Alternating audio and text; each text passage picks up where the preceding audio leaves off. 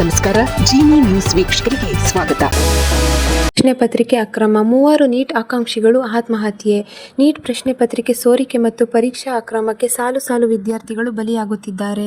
ಉತ್ತರ ಪ್ರದೇಶ, ದೆಹಲಿ ಮತ್ತು ರಾಜಸ್ಥಾನಗಳಲ್ಲಿ 3 ನೀಟ್ ಮಹತ್ವಾಕಾಂಕ್ಷಿಗಳು ಆತ್ಮಹತ್ಯೆಗೆ ಶರಣಾಗಿರುವ ಘಟನೆಗಳು ನಡೆದಿವೆ. ಪರೀಕ್ಷೆ ರದ್ದಾದ ಬೆನ್ನಲ್ಲೇ ಮಾನಸಿಕ ಆತಂಕಕ್ಕೊಳಗಾದ ಈ ವಿದ್ಯಾರ್ಥಿಗಳು ದುಡುಕಿ ನಿರ್ಧಾರ ತೆಗೆದುಕೊಂಡಿದ್ದಾರೆ. ಕೇಂದ್ರ ಸರ್ಕಾರದ ಮುಂದಿನ ಜೂನ್ 21ರಂದು ಮರು ಪರೀಕ್ಷೆ ನಡೆಸುವುದಾಗಿ ಘೋಷಿಸುವುದರಿಂದ ಲಕ್ಷಾಂತರ ವಿದ್ಯಾರ್ಥಿಗಳು ಮತ್ತೆ ಸಿದ್ಧತೆ ನಡೆಸುತ್ತಿದ್ದಾರೆ. ಆದರೆ ಈಗಾಗಲೇ ಹಲವು ಬಾರಿ ಪರೀಕ್ಷೆ ಬರೆದು ಉತ್ತಮ ಅಂಕಗಳನ್ನು ನಿರೀಕ್ಷಿಸುತ್ತಿದ್ದ ವಿದ್ಯಾರ್ಥಿಗಳಿಗೆ ಒತ್ತಡ ಉಂಟು ಮಾಡಿದೆ ಎನ್ನಲಾಗಿದೆ. ಉತ್ತರ ಪ್ರದೇಶದ ಲಂಕಿಪುರದಲ್ಲಿ 21 ವರ್ಷದ ನೀಟ್ ಆಕಾಂಕ್ಷಿಯೊಬ್ಬರು ಸಾವನ್ನಪ್ಪಿರುವ ಘಟನೆ ವರದಿಯಾಗಿದೆ. ಅವರು ಈ ವರ್ಷ 3ನೇ ಬಾರಿ ನೀಟ್ ಪರೀಕ್ಷೆ ಬರೆದಿದ್ದರು ಮತ್ತು ಈ ಬಾರಿ ಉತ್ತಮ ಫಲಿತಾಂಶದ ನಿರೀಕ್ಷೆಯಲ್ಲಿದ್ದರು ಎಂದು ಹೇಳಲಾಗಿದೆ. ಉಪನ್ಯಾಸಕ ಕುಲಕರ್ಣಿ ಬಂಧನ. ನವದೆಹಲಿಯಲ್ಲಿ ದೇಶಾದ್ಯಂತ ಚರ್ಚೆಗೆ ಕಾರಣವಾಗಿರುವ ನೀಟ್ ಯುಜಿ 2026 ಪ್ರಶ್ನೆ ಪತ್ರಿಕೆ ಸೋರಿಕೆ ಪ್ರಕರಣದಲ್ಲಿ ಹೊಸ ತಿರುವು ಕಂಡುಬಂದಿದೆ. ಸಿಬಿಐ ತನಿಖೆಯ ಪ್ರಕಾರ ರಾಷ್ಟ್ರೀಯ ಪರೀಕ್ಷಾ ಸಂಸ್ಥೆ ಪರವಾಗಿ ಪರೀಕ್ಷಾ ಪ್ರಕ್ರಿಯೆಗಳಲ್ಲಿ ಭಾಗಿಯಾಗಿದ್ದ ರಸಾಯನಶಾಸ್ತ್ರ ಉಪನ್ಯಾಸಕ ಪಿ.ವಿ. ಕುಲಕರ್ಣಿ ಅವರನ್ನು ಬಂಧಿಸಲಾಗಿದೆ.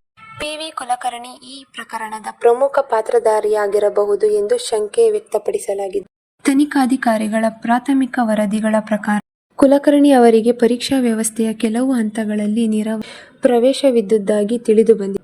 ಈ ಪ್ರವೇಶವನ್ನು ದುರುಪಯೋಗಿಸಿಕೊಂಡು ಪ್ರಶ್ನೆ ಪತ್ರಿಕೆ ಸೋರಿಕೆ ಸಂಬಂಧಿಸಿದ ಚಟುವಟಿಕೆಗಳಲ್ಲಿ ಭಾಗಿಯಾಗಿರುವ ಸಾಧ್ಯತೆ ಇರಬಹುದು ಎಂದು ಸಿಬಿಐ ಪರಿಶೀಲಿಸುತ್ತಿದೆ.